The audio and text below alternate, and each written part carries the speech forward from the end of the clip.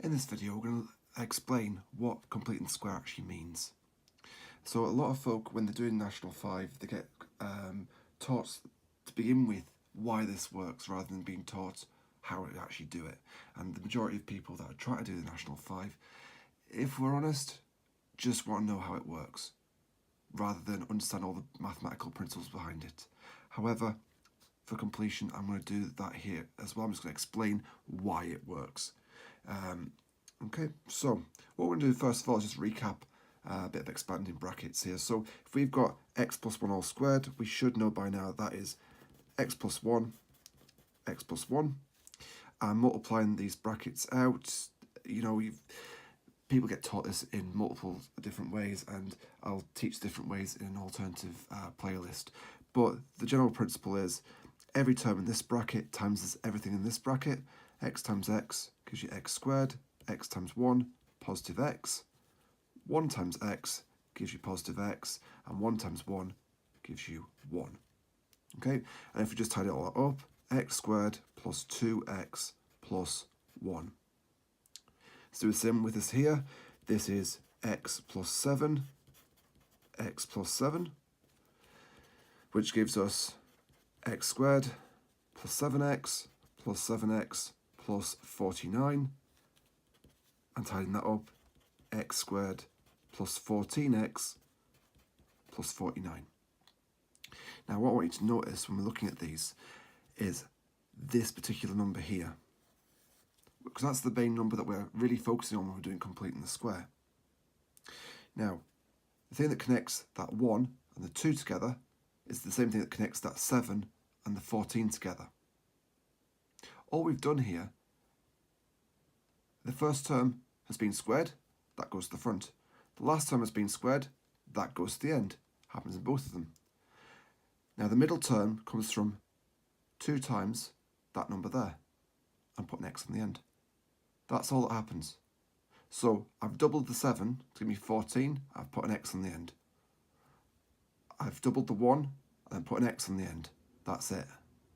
So the same idea can occur here. I can jump straight to the answer. I know that if this is the first term squared, x squared, the last term squared at the end, plus 4, double 2 is 4, and slap an x on it, just like that. Now this kind of comes in handy when we're looking at completing the square. And certainly if we looked at our previous examples from the very first video in this playlist, we'll see this one here, x squared plus 4x plus 12. Now, x squared plus 4x plus 4. So all that we really need to do then is work out how far we need to adjust this statement to go from having a plus 12 back to what it was when it's a plus 4. This is the completed square here. That gives us a completed square value. So how far over are we? Well, just looking at this, I've got a positive 4 and it's gone up and become a positive 12. So I've increased that by 8. So that's x plus 2 all squared plus 8. That's all that is. Okay? Now, the way in which a lot of teachers teach this though, they say, right, well, if we've got x squared plus 4x plus 12, well, that's going to be, first of all, x plus 2 all squared, and they put the plus 12 there, just like I've done before. But at the same time, they then want to work out, well, what was that? That was x squared plus 4x plus 4, but I've still got a plus 12 in there, and I need to subtract, you know, if this is to be equal to this, I must subtract 4 from that as well. And this is where people start getting confused, like, well, where's the extra 4s and 4s sort of cancelled out? The fundamental thing that you have to realise, all we've done here is we've written down our completed square form, we've expanded it back out, and then we've put the plus 12 at the end. Now, we've got a magic plus 4 here that wasn't here before, so we're subtracting the 4. That's where that minus 4 comes from. Gives us x plus 2 all squared plus 8, which is what we started off with to begin with. It's not the best way of sort of explaining what's going on. And a lot of people, when they try and work out completing the square, tend to find this very tricky to pick up. I'll do one more example just to show you. Let's say we've got x squared plus, let's have a think. Oh, I'll keep on using 10, so there's 10x, why not? Plus 27, okay? So this is x plus 5 all squared plus 27, because I'm just halving that and putting it inside. But that would have come from, oops, don't need brackets there,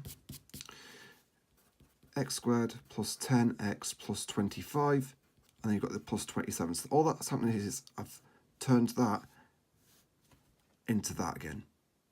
Now you can see that I've got the x squared, I've got 10x, I've got 27 from the first line, and I've got this extra plus 25 in here. Now, for that to cancel out, I must subtract the 25. That means that on this line, I must subtract the 25 if I want to make that line equal to this line, equal to this line. Remember, the equal sign means they are the same rather than this is the answer. That has to be the same as this, and that has to be the same as this. So because that expands to that, I had a magical plus 25 appeared from nowhere, I also have to then subtract that 25, hence be putting it back into that line there. So all I'm doing now, that's a bit of working, we don't really need it. So I'm just tidying this bit up. I've got x plus 5 all squared, 27 take away 25, plus 2. Now, from the methods I've done beforehand, let's just rewrite that.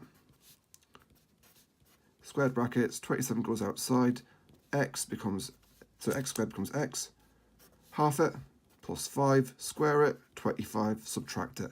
It gives you the exact same line as what we had before.